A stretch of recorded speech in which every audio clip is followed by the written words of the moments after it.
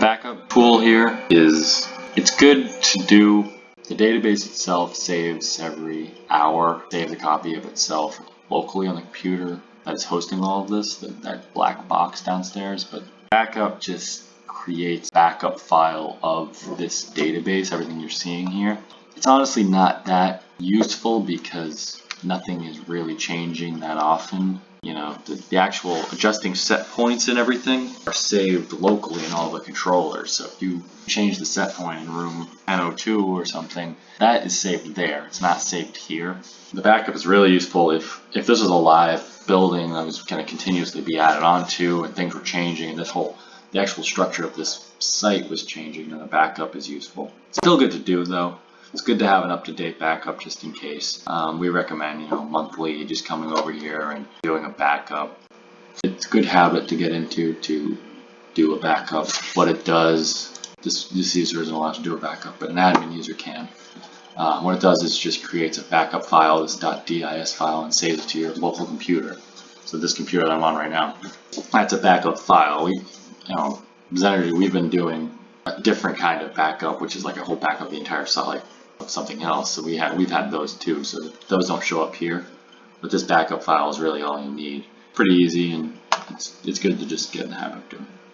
The history viewer tool is actually pretty user friendly and useful, and it's actually pretty good to look at. It's definitely a big upgrade as far as the previous software, regular software. To view the histories, hit this black button, this gray button over here, and open up this window, and all the histories are sorted under this tree here, histories, and there's 4 folders here. Zones sorts everything based on by room number. Equipment sorts everything based on like the equipment tag, which for fan coil units is the room number anyways, but for exhaust fans, it's based on exhaust fans, ERVs, ERV1, 2. So reports, there's only one report that's really being generated. It's the cogen report for the energy auditing that's being done. This last folder is basically every single trend all in one folder. It can be hard to find things in there. I think it's just sorted alphabetically, but I guess it's a good place to go and view every single trend that's being built. But so if we went into zones here and we wanted to look at, or let's look at equipment. Let's look at ERV1. Looks like some of these sortings got broken up. So let's look at outside here. So the history viewer capability of the BMS software it's actually pretty user friendly and fun to use, relatively speaking. To access all the histories, besides the ones that are included in some of the graphics, you hit this button over here and expand the history tree. There's 4 folders here, all the trends sorted by zone, which is by room number. Equipment, kind of like the equipment tag, whether it's an ERV or specific fan coil unit, which is actually just kind of by room anyways, or the hydronic systems. There's a folder for the reports, which there's really only one report. It's that monthly report for the cogen also being shown here, and this default folder is just basically every single trend all in one folder, and it's I think we all have almost 1,000 trends set up and running, and to scroll through a list of 1,000 things is kind of difficult. So that's what this sorting is useful. So if we wanted to look at a trend here, we can come over and say we wanted to look at a chilled water system trend. So what you can do is you can either right click. Can you right click? I guess you can't right click. You got to double click. So if we wanted to look at the chiller supply temperature, let's look at the supply water temperature. So this is the actual system supply water temperature. And you're seeing this kind of break here. I updated the software right around 8:30, and it looks like we lost like 15 minutes or half an hour of data because this trend is being done every 15 minutes. So it looks like right at 8:30 I did this and lost, and kind of have this half-hour gap. But you'll see these gaps if the system isn't running. You can look and view any time range using this drop-down menu. Specify a specific time range or use a preset one. We've been running these trends for a while now, and they go back pretty far. So because storage isn't really an issue on this computer that all this is running on, because these trends, they don't really take up that much space. So we have a good amount of data to look back on. So if we wanted to let's look at year to date for the chilled water supply. So this is all the data we have. And notice we have a few gaps where the system might have went down and we lost power, and or we lost communication to a chilled water controller. You kind of see that here and there, which over a year's worth of time, I mean, that's to be expected. That can happen. Notice we were having a communication issue right around this time in June where the water controller was running, but we kind of lost communication with it. But notice this trend, because we have these spikes, actually goes down. This scales to our min and max of our values, but we wanted to zoom. We really care about the summer here. So I'm gonna drag and drop, or I'm gonna zoom in here. Just scroll up with my wheel here, and this allows me to view basically, past couple months. This is June, and as you can see, we've been, maintaining anywhere between 45 to 50 degree water. Some spikes here and there as the system is disabled or if there's an issue or anything. But you can see, and if we were looking back to a specific date, maybe we could zoom in and look to see, what time that spike happened or what. And, maybe there's other points that we're actually interested in as well. So, this trend right now is just looking at supply water temperature, but we're kind of interested in what was our set point at the time. So I can just take this supply active set point and drag it onto this trend here. And now that's going to show that reset of the supply water and overlay it over our supply water temperature. So if I disable the actual temperature reading for a second, you can just look at the set point and see how it's resetting based on outside air. And then if we re-enable this chilled water supply temp, we can see how we were tracking the set point. If we really wanted to get fancy here, we could go down to global points, look at the outside air temperature, and watch how our reset tracks the outside air. Now, the outside air is significantly higher than the chilled water, so it's not easy to see in here, but maybe we want to zoom in a little more. So let's go zoom in our time frame. So let's just look at yesterday. Notice our outside air temperature started relatively low at 70 degrees, and then as the sun came out and got hotter out, we went up and hit almost 90 degrees yesterday, and then it came back down. And as you can see, our set point was at the higher end of that reset all morning up until almost noon. 11 o'clock, we started to drop down. As it got hotter out, we got above that reset of 85 degrees, and our temperature started, or above 75 degrees. Our supply temperature set point started to drop down to that low point of the reset to 42. And as the day went on, it got cooler out. Once the sun went down and everything, our reset went back up to 49. So we can see this reset really in action here.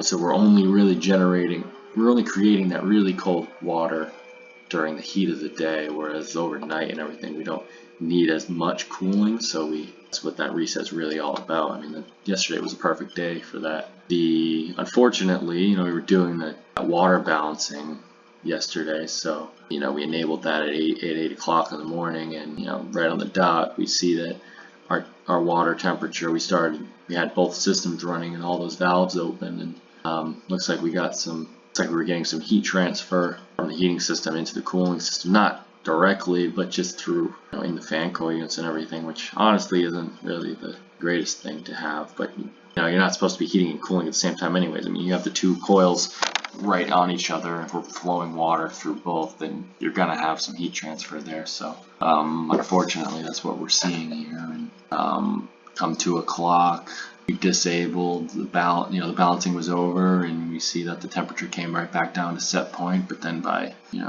4 and 5 o'clock, it started to get cooler outside, and we didn't need as cool water. So as you can see, the trends, they can be, assuming we had no idea this was going on, it's a useful tool to kind of see and track what's going on and try and, tell the story of what actually, issues that happen and everything.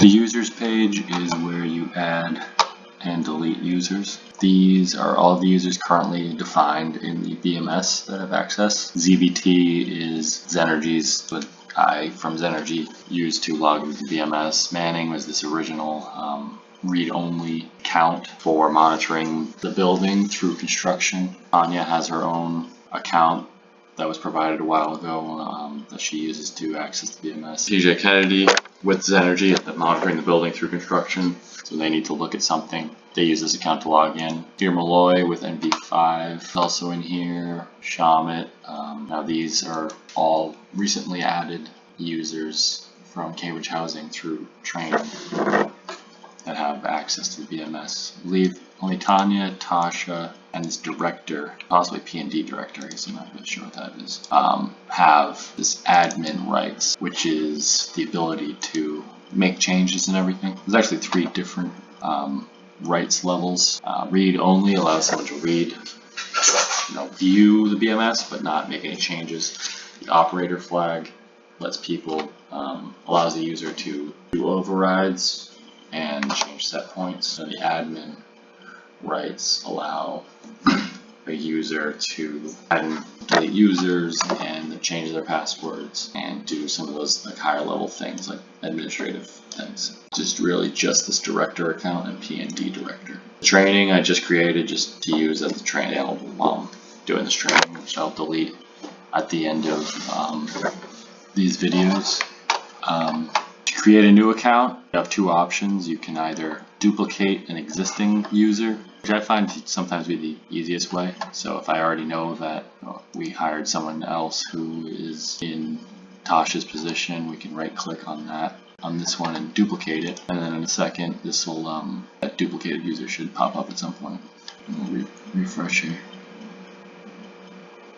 I'm signed in as this training account, and the training user doesn't have the ability to add or delete users, so I guess that was kind of a good test there. Were I signed in as a director or P&D director or I guess ZBT, I would have been able to do that and duplicate a user. You can also just create a new user by hitting new and filling out the form here.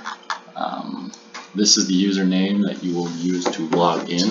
You'll input to log into the system. Your full name is more just descriptive, just to give an idea of who this person is. As an operator, I might be able to create an account. I just can't give someone admin rights, but I'll be able to give them operator rights. So let's create an account test here, and this is a test user.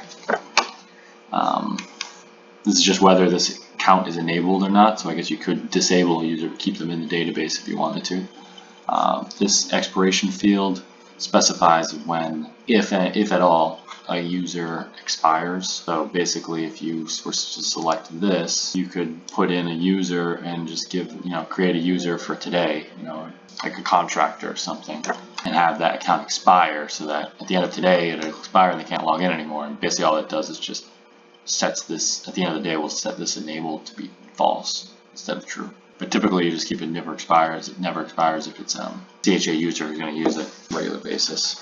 Roles, like I said, there's 3 roles: read-only, operator, and admin. Allow concurrent sessions. This flag allows, if it's true, it allows me to log in here and also log in on my phone at the same exact time. Whereas if that's false, I'm only allowed to log in. That user's only allowed to log in one place.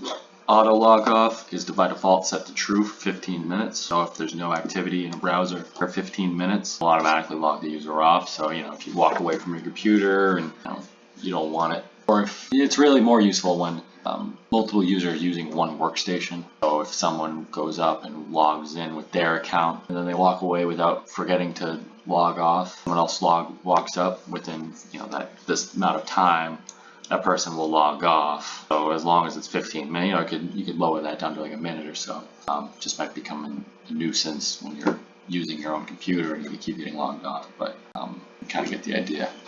Network user doesn't really apply. Prototype doesn't really apply. That applies to like server-based user systems, which typically we don't have on these local systems. Authentication scheme, you just want to keep as digest. All that really means is that it's using that 2-step process instead of the 1-step process where you input your username and password at the same time.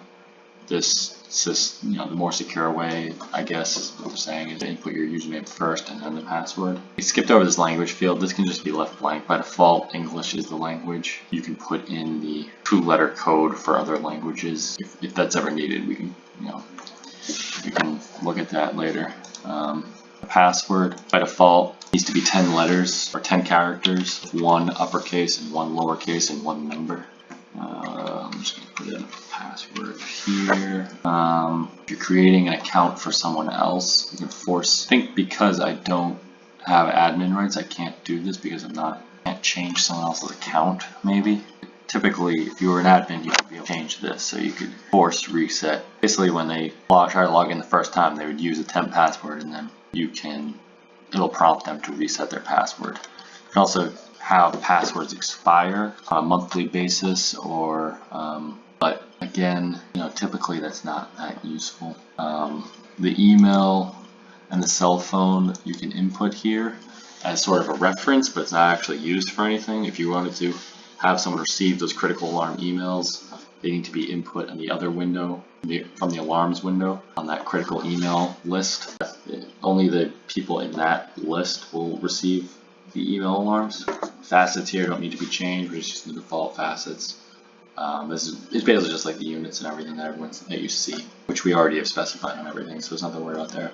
There's a user.nav. This basically just defines your home page and that tree on the left here. So you just want to use the user.nav, which is the same for everyone.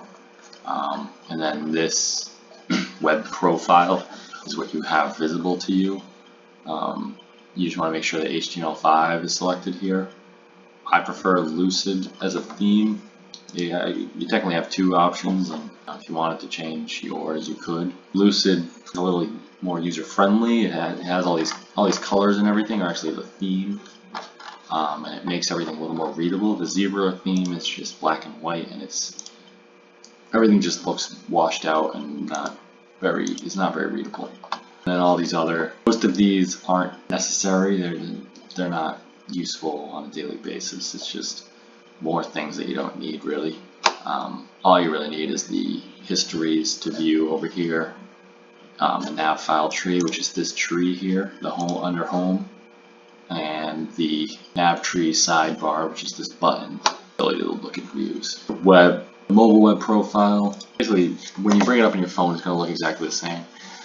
I don't even think it really knows if you're on your phone or not. So basically, you just I guess make it the same as the default web profile. Hit OK here. Notice I had this issue here. I wasn't able to actually do it because I don't have the ability to, as an operator, I don't have the ability to do this. So only as an admin will I be able to add or create users.